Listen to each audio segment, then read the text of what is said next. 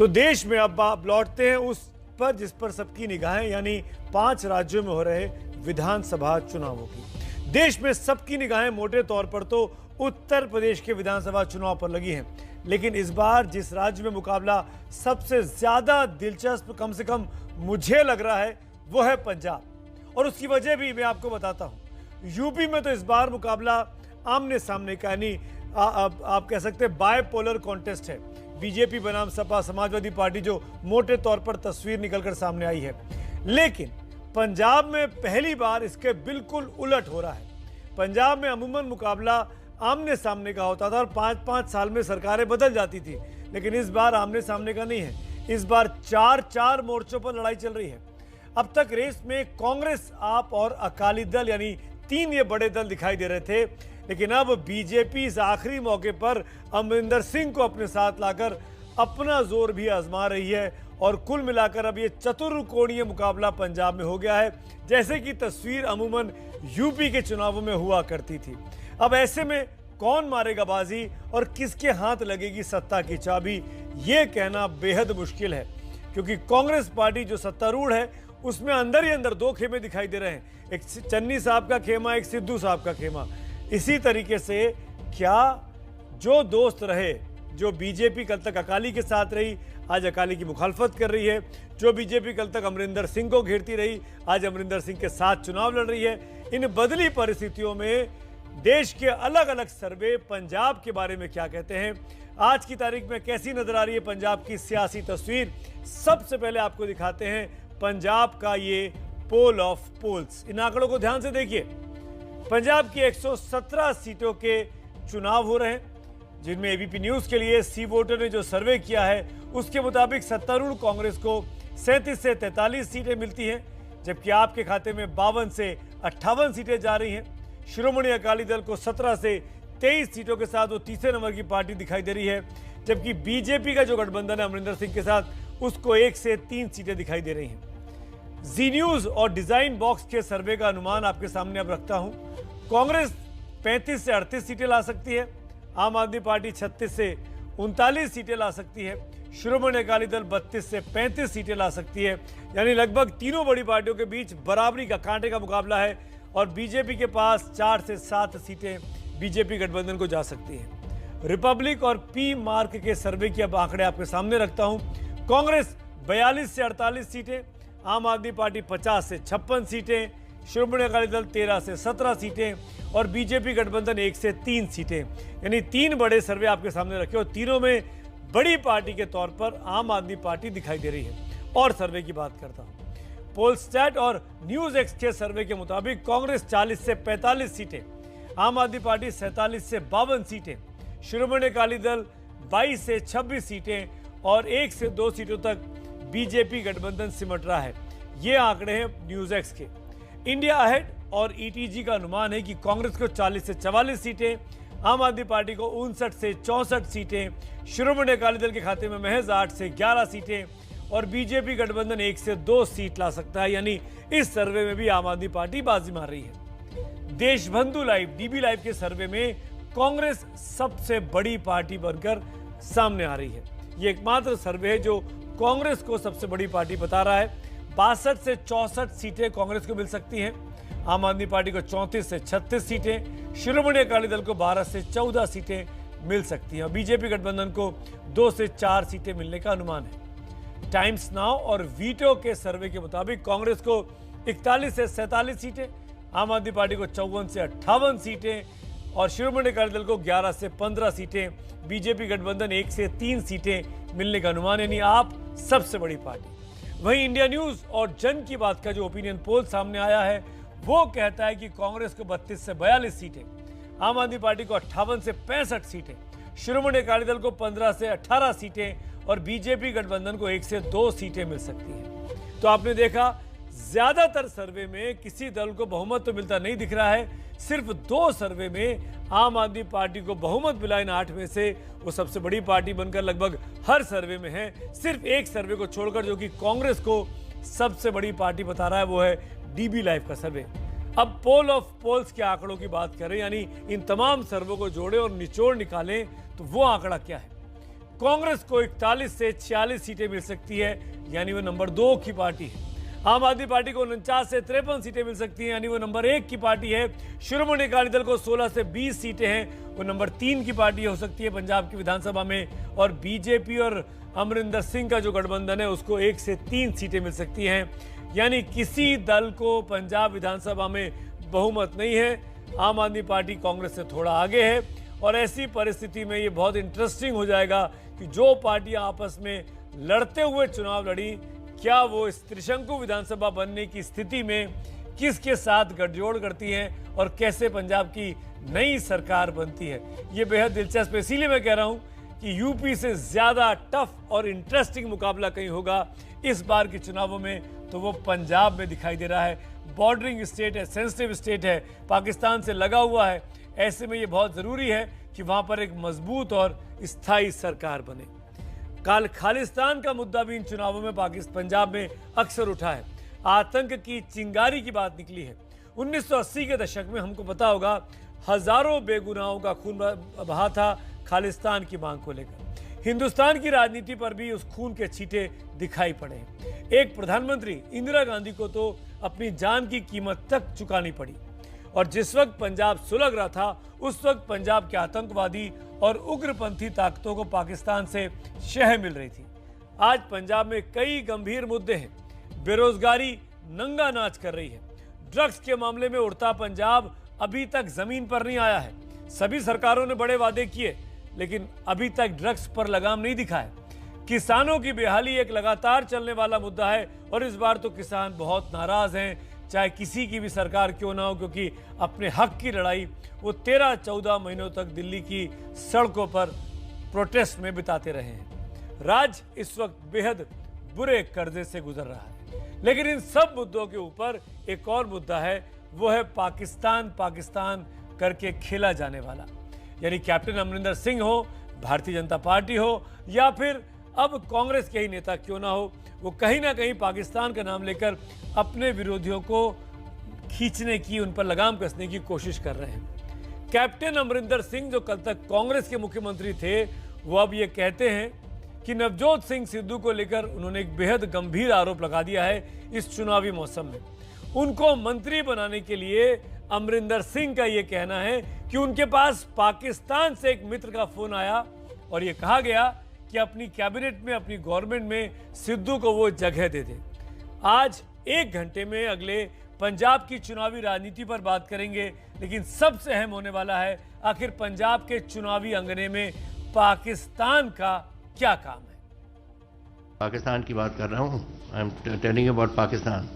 पाकिस्तान से मैसेज ये आया मुझे कि the prime minister has sent a request कि if you can take Sidhu into your cabinet I will be grateful, he is an old friend of mine, और अगर वो काम नहीं करेगा तो उसको निकाल देना। That was what the message which came and that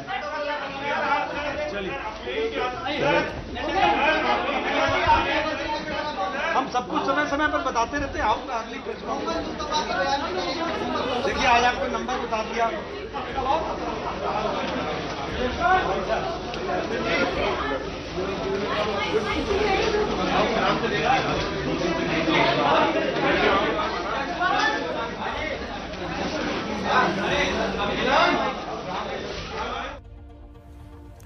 Amarinder Singh के साथ रहे नवजोत सिंह सिद्धू। अमरिंदर सिंह करीब करीब 5 साल तक सरकार चलाते रहे, लेकिन इस बात का खुलासा नहीं किया। पहली बार बीजेपी के औपचारिक मंच पर आकर बैठते हैं, प्रेस कॉन्फ्रेंस का हिस्सा बनते हैं और सीधे नवजोत सिद्धू पर इल्ज़ाम लगाते हैं, पाकिस्तान का मामला उछालते हैं। ऐसे में कुछ सवाल खड़े हो जाते हैं। इस चर्चा में मेहमानों को शामिल करूं उसके पहले इन सवालों के आसपास चर्चा को आगे बढ़ाने की कोशिश करूंगा। पहला सवाल कि चुनाव के वक्त ही कैप्टन अमरिंदर ने पाकिस्तान का यह मुद्दा क्यों उठाया है, वो भी अचानक। दूसरा सवाल, उत्तर प्रदेश में संबित पात्रा और पंजाब में कैप्टन अमरिंदर का पाकिस्तान पर एक ही दिन में हमला बोलना या पाकिस्तान का नाम लेकर विपक्ष पर हमला बोलना, क्या यह महज इत्तेफाक है या कोई चुनावी रणनीति है? तीसरा सवाल, कैप्टन अमरिंदर को सिद्धू के लिए पाकिस्तान से आखिरकार किसका फोन आया था? क्यों कैप्टन अमरिंदर सिंह 2 लाइन बोलकर प्रेस कॉन्फ्रेंस छोड़कर चले गए? इस सवाल का जवाब भी जानेंगे। अगर किसी कॉमन दोस्त ने फोन किया तो क्या कैप्टन भी इमरान खान के दोस्त हैं? वो कैप्टन जो लगातार सिद्धू को घेरते रहे, वो कैप्टन कैसे पाकिस्तान के प्रधानमंत्री को सीधे तौर पर जानते हैं? सीएम रहते हुए, पांचवा सवाल, सीएम रहते हुए कैप्टन के यहां से कैसे एक पाकिस्तानी महिला मित्र कई महीनों तक, कई वक्त तक उनके साथ रहती रही उनके फार्म हाउस में, यह कैसे संभव हुआ? छठवां सवाल, अमरिंदर सिद्धू की पाकिस्तान पर राजनीति क्या पंजाब के लिए खतरा नहीं है? इतना ज्यादा सेंसिटिव स्टेट, संवेदनशील मामला और इस तरीके से राजनीति हो, क्या ये सही है? इसी मुद्दे पर आइए बात करेंगे, इन कुछ सवालों के जवाब तलाशते हैं। खास मेहमान इस चर्चा में मेरे साथ जुड़ गए हैं। सबसे पहले आम आदमी पार्टी के पंजाब के इंचार्ज, जो कि दिल्ली में विधायक भी हैं, जरनैल सिंह जी मेरे साथ हैं। स्वागत है आपका जरनैल सिंह जी। कांग्रेस की प्रवक्ता, पंजाब की प्रभारी अलका लांबा मेरे साथ है। स्वागत है अलका लांबा जी आपका। हमारे साथ संदीप गोरसी जी हैं, जो कि प्रवक्ता हैं, लीगल हेड हैं पंजाब लोक कांग्रेस, जो कि कैप्टन अमरिंदर सिंह की नई नवेली पार्टी है। स्वागत है गोरसी साहब आपका एबीपी न्यूज पर। और साथ में वरिष्ठ पत्रकार, मेरे सहयोगी रहे रमेश विनायक साहब हमारे साथ जुड़ रहे हैं, जो आजकल हिंदुस्तान टाइम्स में एग्जीक्यूटिव एडिटर हैं। बहुत बहुत स्वागत है आपका रमेश विनायक आपका। मैं पहला कमेंट रमेश विनायक आपसे शुरू करता हूं और फिर चर्चा को आगे बढ़ाता हूं। कैप्टन अमरिंदर सिंह का बीजेपी के मंच पर आकर यह बोलना कि सिद्धू के लिए पाकिस्तान से फोन आया था, इसका फायदा होगा, नुकसान होगा, या क्यों बोला गया? आप क्या समझते हैं? सुमित, इसके मायने साफ हैं। ये एक चुनावी जो उनकी रणनीति है या राजनीति है, ये उसी का हिस्सा है। और इससे पहले मुख्यमंत्री अमरिंदर सिंह रहे हैं पंजाब में 4.5 साल, सितंबर तक वो मुख्यमंत्री थे। उन्होंने कभी भी इस बात का खुलासा नहीं किया, चाहे वो पहले नवजोत सिद्धू उनकी मंत्रिमंडल में भी रहे हैं, उसके बाद उन्होंने रिजाइन कर दिया। हालांकि ये अमरिंदर सिंह के सिद्धू के साथ उनके पाकिस्तान जाने पर जनरल बाजवा के साथ जो उनका वहाँ पर उनकी जफ्फी पड़ी थी, उसको लेके उन्होंने एक इशू बनाया था और कहा था कि ये जो करतारपुर प्रोजेक्ट है ये एक ISI का प्रोजेक्ट है। ये सारा कुछ कैप्टन साहब ने पहले कहा है, लेकिन ये पहली बार कैप्टन साहब ने बीजेपी की स्टेज पर कहा है कि उनको पाकिस्तान से फोन आया था। तो मैं समझता हूँ कि बिल्कुल ये एक चुनावी उनका एक मैं जुमला मानता हूँ, और मुझे नहीं लगता कि पंजाब के लोग इसको कोई सीरियसली लेंगे। और मुझे इस कहने में कोई झिझक नहीं है कि कैप्टन साहब लगातार इंटरेस्टिंग इंटरप्रिटेशन कर दिया है रमेश जी। मेरे साथ संदीप गोडसी हैं, कैप्टन के साथ काम करते हैं, उनकी टीम के लीगल सेल के मुखिया भी हैं। संदीप, मेरे सवाल इसी को आगे बढ़ाता हूं। कैप्टन अमरिंदर सिंह बीजेपी के मंच पर दिल्ली में बैठकर बीजेपी के अध्यक्ष को इम्प्रेस कर रहे थे, नड्डा साहब जो कि बगल में बैठे थे, ये बात कह के, या वो बीजेपी की लिखी हुई लाइन बोल रहे थे? ये क्या था ये मामला? क्यों 4.5 साल चुप रहे? नहीं,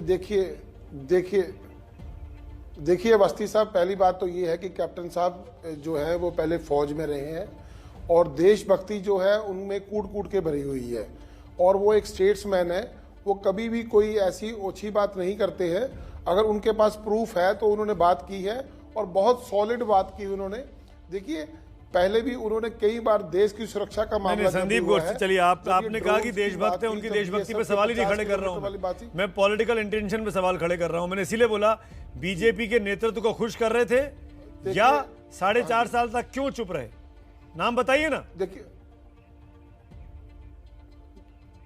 देखिए मैं मतलब जो है, मैं आपको ये क्लियर कर रहा हूं कि कैप्टन अमरिंदर सिंह झूठ बोलने वाले आदमी नहीं है। और तो अगर किसका फोन आया? तो चलिए मैं 1% मान लेता हूं। अगर उन्होंने कहा है इमरान खान का ऐसा कौन सा दोस्त है जो कैप्टन का दोस्त है? उन्होंने ये नहीं कहा फोन आया,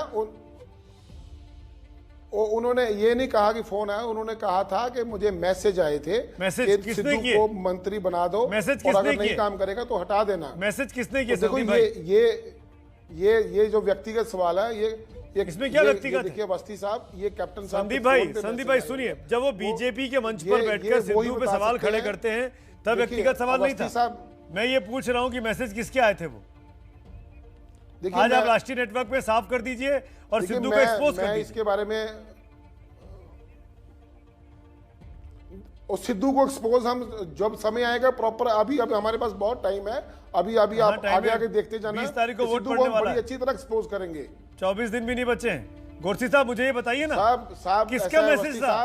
सिद्धू साहब किसका मैसेज था? देखिए सिद्धू साहब, देखिए मैसेज तो अवस्थी साहब, कैप्टन साहब बता सकते हैं कि उनके फोन पे किसका मैसेज आया हुआ है। भाई वही तो आप आपको नंबर उनकी बताएंगे, तरफ से बैठे हुए हैं, आपने ये मामला गरमा दिया है पंजाब की राजनीति का। नाम बताइए ना, कोई ऐसा व्यक्ति है जो इमरान खान का भी दोस्त है और अमरिंदर सिंह का भी दोस्त है? नाम मुझे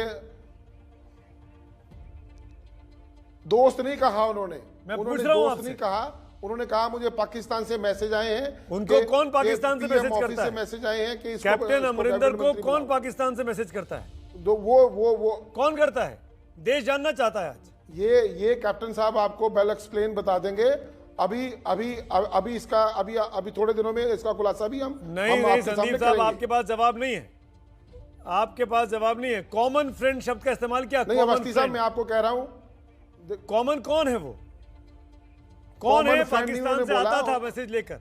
कौन है जो पाकिस्तान से बात कराता था इमरान खान से कैप्टन की? एक बार आप दोबारा उनकी, मैं सुन रहा हूं अवस्थी साहब, एक बार आप दोबारा उनकी स्टेटमेंट सुनो। मैं अभी सुनवा देता हूं, मैं अभी सुनवा देता हूं। संदीप गोरसी ध्यान से सुनिएगा, सुनिए, आपके लिए दोबारा प्ले कर रहा हूं, मेरे प्लान में नहीं था, फिर से प्ले कर रहा हूं सिर्फ संदीप गोरसी के लिए, ताकि जवाब ले सके। प्ले करिए इस चीज को। पाकिस्तान की बात कर रहा हूं, I am telling about Pakistan. Pakistan से मैसेज ये आया मुझे कि the prime minister has sent a request कि if you can take Sidhu into your cabinet I will be grateful, he is an old friend of mine, और अगर वो काम नहीं करेगा तो उसको निकाल देना। That was what the message which came and that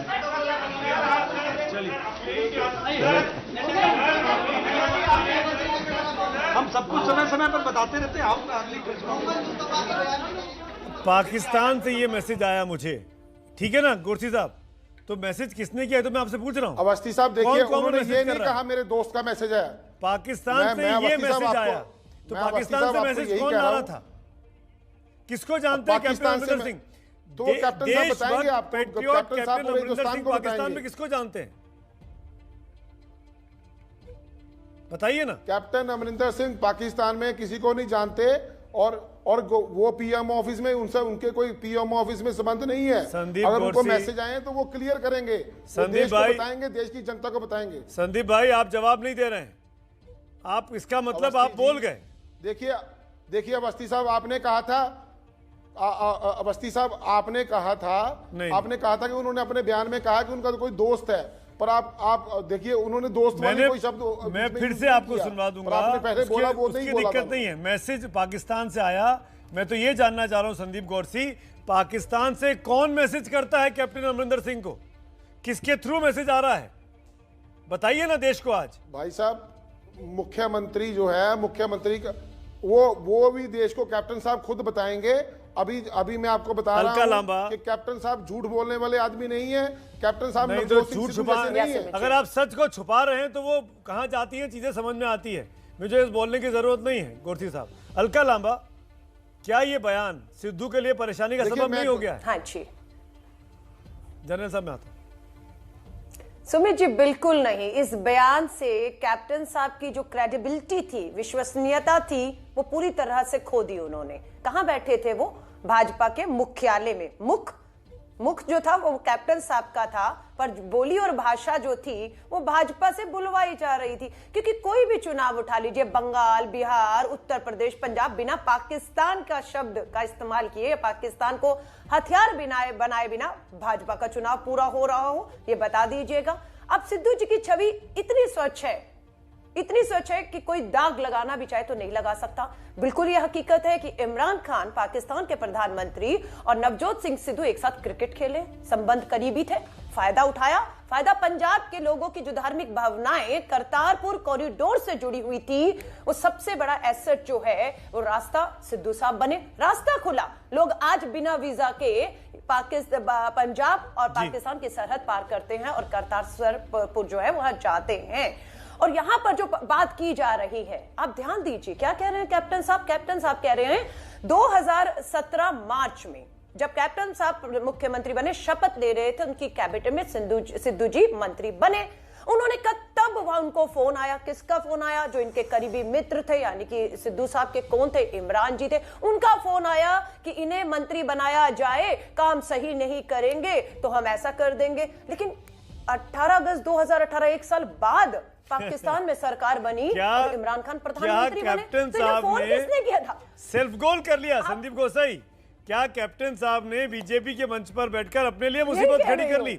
Sandeep सुनिए वो बात, कॉमन जो फ्रेंड वाली बात थी ना, somebody we know, क्या क्या संदीप आपके लिए स्पेशली सुनिए कली की साउंड बाइट, मैंने आगे का हिस्सा निकाला आपके लिए। संदीप सुनिएगा, चलाइए। 70 दिन के लिए उसने एक फाइल नहीं पूरी की थी, तो मैंने उसको बुलाया 2-3 बार और मैंने कहा तू अगर ऐसे काम करेगा तो जा कहीं और you can, I can give you power, you want power, you can take it. He said I don't want power. I said then you leave my government, I don't want you in my government. ये हुआ। फिर मुझे कुछ I think it was about 2-3 weeks or 4 weeks later or something like that, I get a message from somebody we know. He knows and I know. And उसे कि उन्होंने request की है कि अगर सिद्धू को आप अपने गवर्नमेंट में ले सकते हो तो ले लो, और अगर काम नहीं करेगा निकाल देना। ये मैसेज था मेरे लिए। संदीप जी सुना आपने, somebody we know? मैं नहीं जानता था, हमने कैप्टन अमरिंदर सिंह से सवाल नहीं पूछा था। साहब ये संदीप जी ये तो ऐसा लग रहा है कि कैप्टन ने सेल्फ गोल कर लिया। साहब देखिए ये जनरल भाई मैं आ रहा हूं।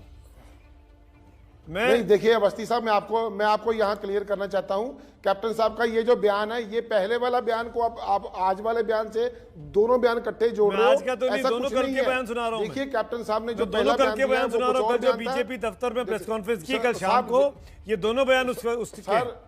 आज का बयान तो मैंने कोई सुनवाया ही नहीं अभी आपको।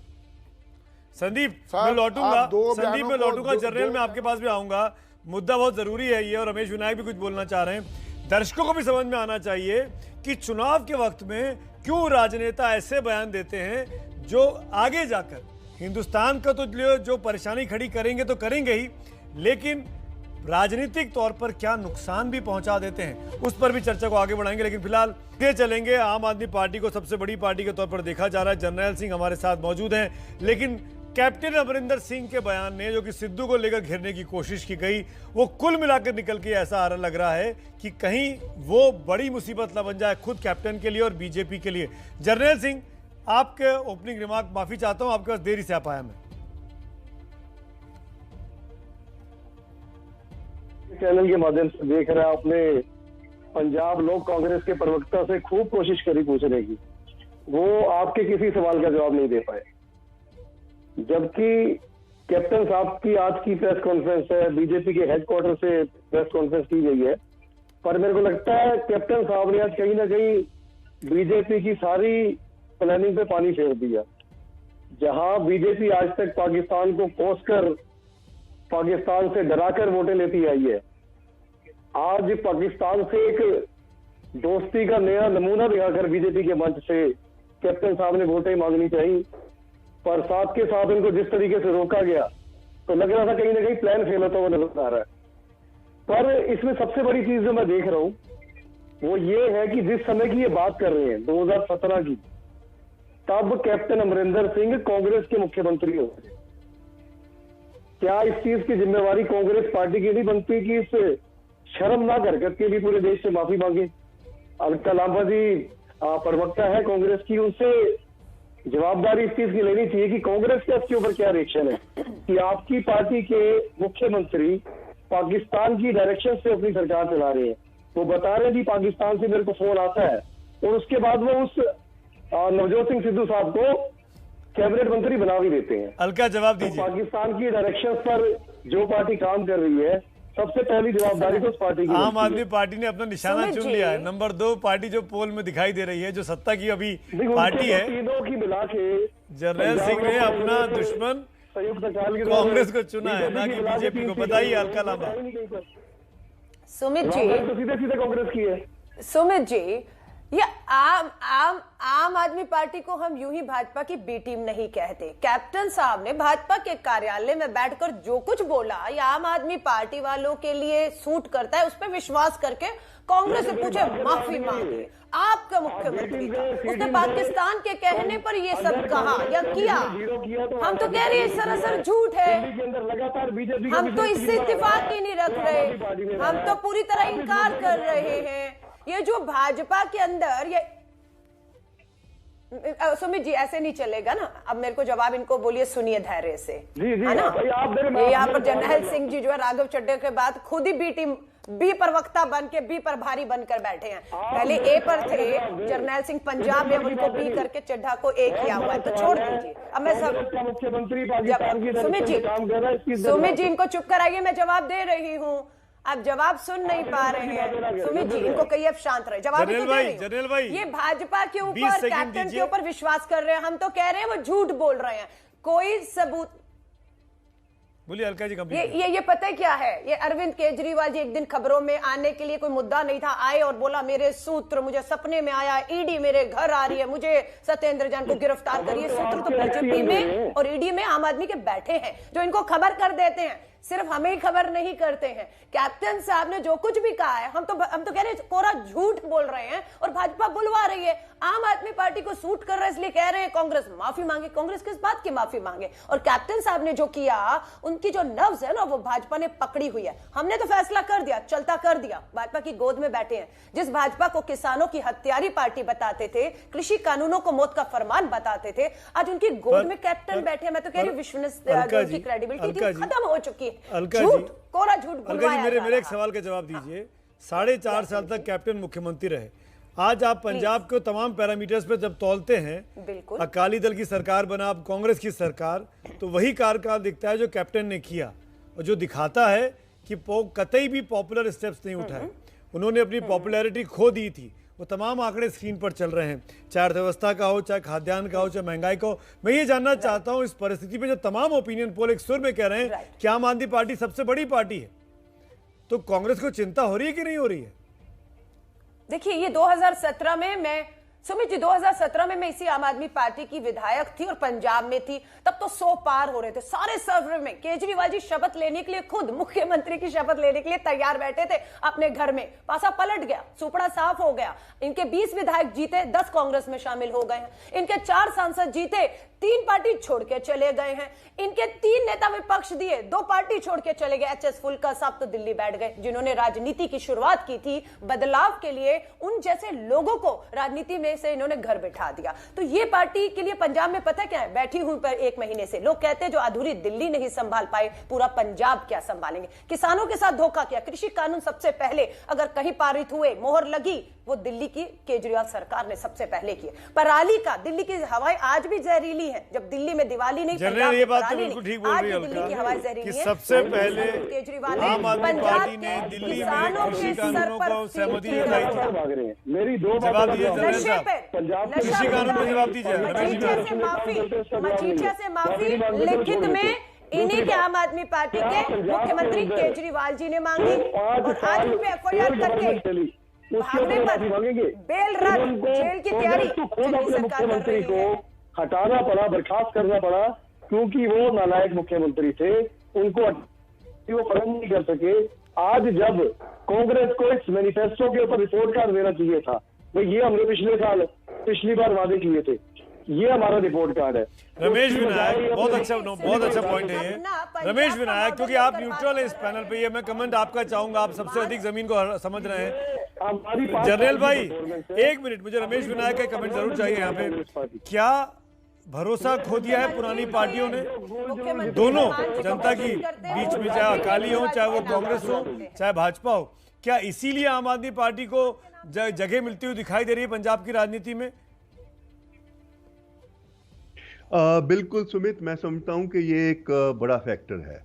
जो पंजाब की ट्रेडिशनल पार्टीज हैं, जिन्होंने पिछले 60 साल से पंजाब में ऑल्टरनेटिवली राज किया है, उनकी भरोसे योग्यता के ऊपर सवालिया निशान खड़े हुए हैं, जिसकी वजह से आम आदमी पार्टी को पंजाब में रिस्पांस मिल रहा है। और मेरा मानना है आज की तारीख में जो एक परसेप्शन गेम होती है, उसमें आम आदमी पार्टी बाकी पार्टियों से आगे है। जी। क्या वो मेजॉरिटी मार्क के आसपास है, ये कहना बड़ा मुश्किल है।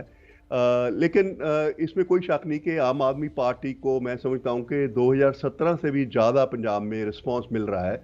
2017 में आप आम आदमी पार्टी काफ़ी हद तक सिर्फ मालवा क्षेत्र में सीमित थी, लेकिन अब जो हमारे पास ग्राउंड की रिपोर्ट्स आ रही हैं उनको दोआबा और माजा में भी रिस्पांस मिल रहा है। बड़ा इंपॉर्टेंट पॉइंट आप कह रहे हो, शायद इसीलिए तमाम सर्वे में आम आदमी पार्टी एक बड़ी पार्टी के तौर पर दिखाई दे रही है, इंक्लूडिंग एबीपी न्यूज़ और सी वोटर का सर्वे।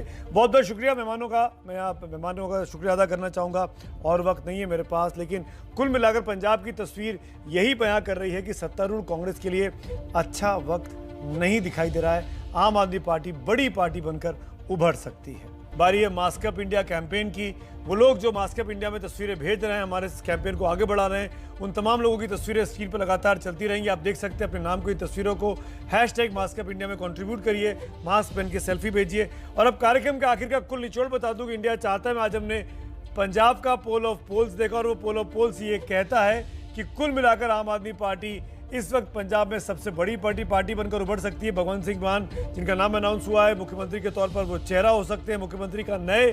49 से 53 सीटें हैं आम आदमी पार्टी के पास।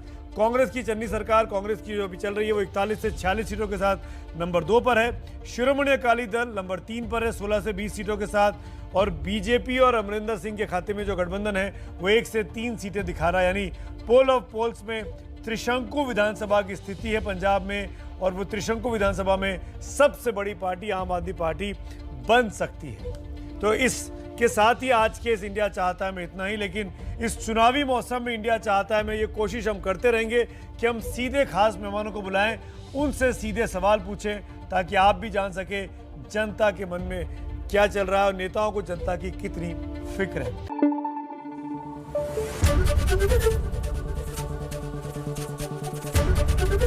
एबीपी न्यूज़ आपको रखे आगे।